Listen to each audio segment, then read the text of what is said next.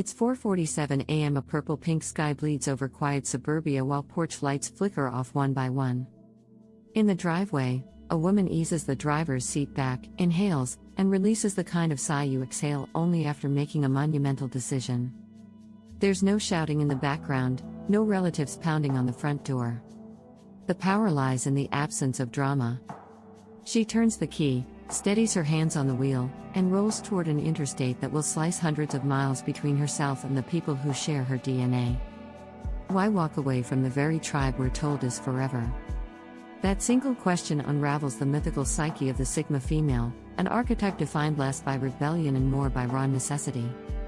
Stay to the end, because the roadmap we uncover isn't just about her choice, it's a compass for anyone balancing loyalty and liberty.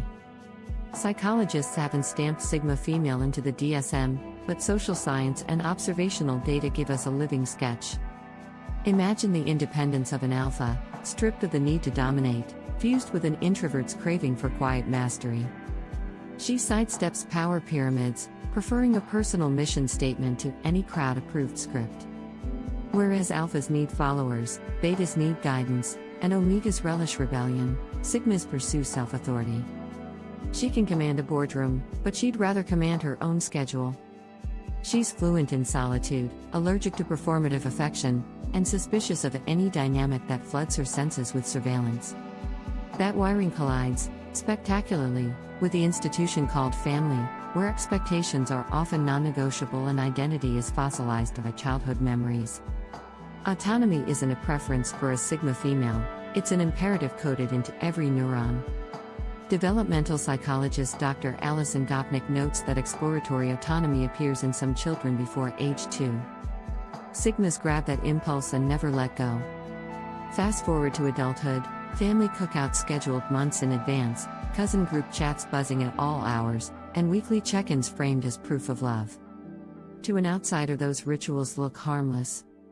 To a Sigma, they sound like contractual fine print that erodes her executive control over time, energy, and even thought patterns. Each unsolicited opinion on her career, love life, or hairstyle feels like a deposit taken from her autonomy savings account. Eventually the ledger runs red, and walking away becomes fiscal responsibility for the soul. Picture the living room scene, "We're just worried about you." To a Sigma, that phrase may register as sincere on the surface but manipulative beneath. Years of microanalysis train her to decode tone, posture, and agenda. Family members seldom recognize the power they wield through subtle guilt, the silent disappointment if she misses Grandpa's 88th birthday, the raised eyebrow when she skips Sunday service. Neuropsychologist Dr. Nicole LaPera explains that highly self-aware individuals develop internal bullshit detectors that go off when emotional currency is used to coerce rather than connect. For Sigmas, that alarm is deafening. Flight, not fight, preserves energy and mental clarity, so geographical distance becomes her best noise-canceling headphones. Families hand out roles like party favors, the golden child, the mediator, the clown, the caregiver. Even in healthy clans, these labels help organize complexity, but they also freeze identities in amber. Sigmas revolt at being typecast. At 14 she was the responsible one. At 28 she wants to trek across Patagonia, dye her hair silver, and experiment with underwater photography. Relatives read this as a midlife crisis in slow motion. For the Sigma, it's Tuesday. Role rigidity crushes her emergent selves, so she chooses open terrain where reinvention doesn't trigger an identity audit at Thanksgiving dinner. Harvard's Dr. Robert Waldinger, director of the 80-year Harvard study of adult development, confirms that close relationships predict happiness, but he also clarifies that close means supportive, not suffocating. Psychological space is the oxygen that support requires. Sigmas have a near claustrophobic reaction to environments where every personal evolution is scrutinized against a data template. Physical distance offers a mental blank page. In a new city, nobody remembers her 6th grade spelling bee meltdown or the time she chopped her bangs unevenly before prom. She can iterate on herself without a chorus reminding her who she was. That blank page, to a Sigma, is priceless real estate. Abraham Maslow described self-actualizers as people who embrace the facts and realities of the world rather than denying or avoiding them. Sigmas push that pursuit into overdrive. When family conversations loop like a glitching vinyl, same gossip, same grievances, the Sigma's growth engine stalls. She experiences moral vertigo, aware that every hour spent navigating Aunt Linda's "when are you having kids?" interrogation is an hour stolen from purpose. Stepping away isn't just time management, it's spiritual triage. She unsubscribes from the family newsletter to allocate bandwidth to creative projects, master's programs, or passion ventures that fuel her internal compass. Contrary to the Hollywood trope of the door-slamming exile, most Sigmas practice surgical precision.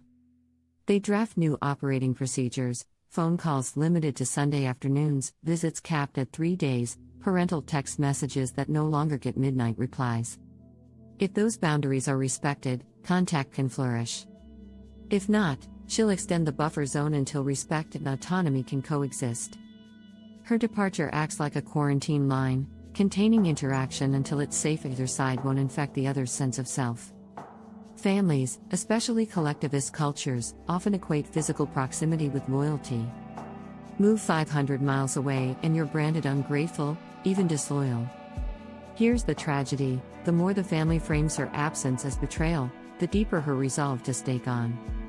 Sigmas aren't fueled by spite, they're driven by alignment. They send birthday gifts, pay for repairs back home, maybe even fund a sibling's tuition, quietly, proving that love and location are not synonyms. Sadly, those gestures get eclipsed by the empty seat at Sunday roast. Misinterpretation ossifies resentment on both sides, building a wall that neither party intended but both contribute bricks to. Let's venture into darker territories: abuse, addiction, chronic scapegoating. Mental health literature calls estrangement under these conditions adaptive distancing. Therapist Dr. Lindsay Gibson notes that adult children raised by emotionally immature parents often sever ties to reclaim sanity. For Sigmas, already wired toward independence, the decision is accelerated.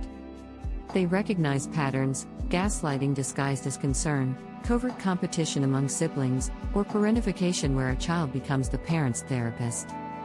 Walking away might look cold externally, but inside it feels like the first full breath after years underwater.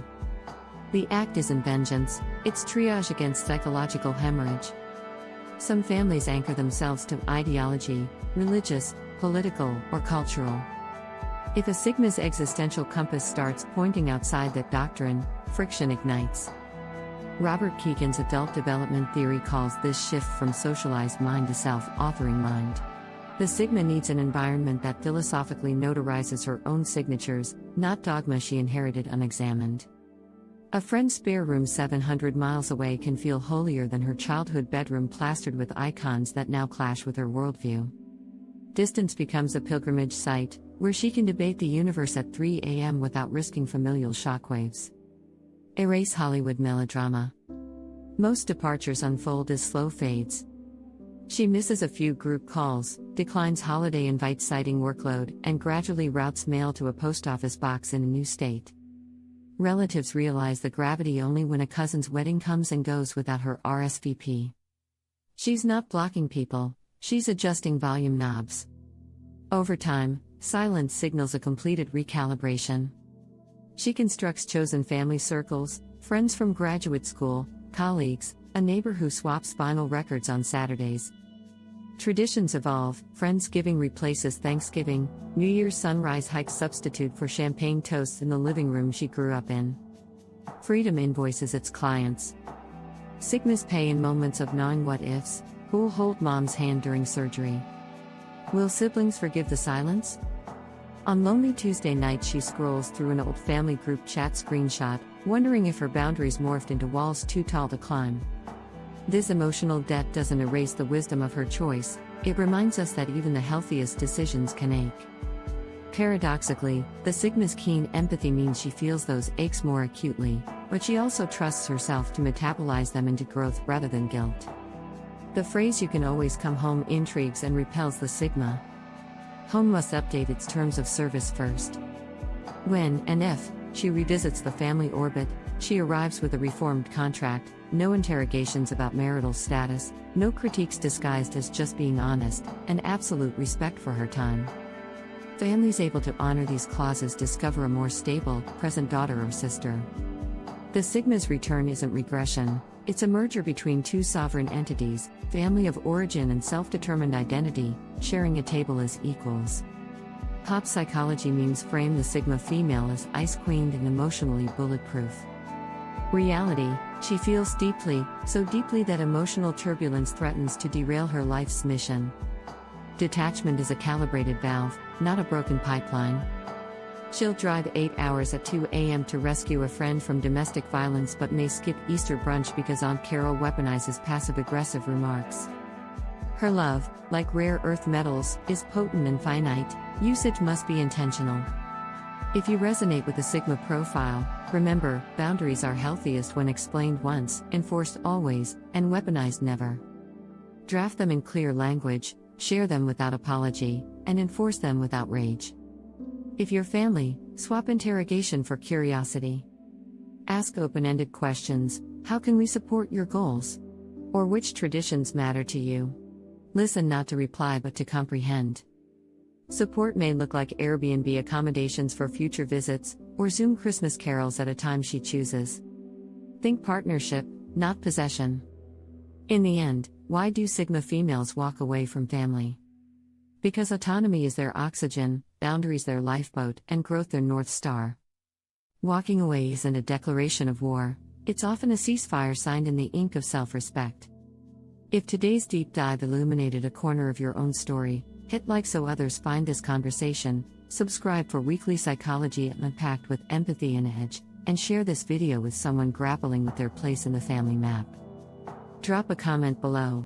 What boundary do you wish people would understand without explanation? Remember, family can be a garden or a jungle. Tend your plot, prune what poisons, and never apologize for chasing sunlight. Until next time, stay curious, stay sovereign, and keep writing your own legend.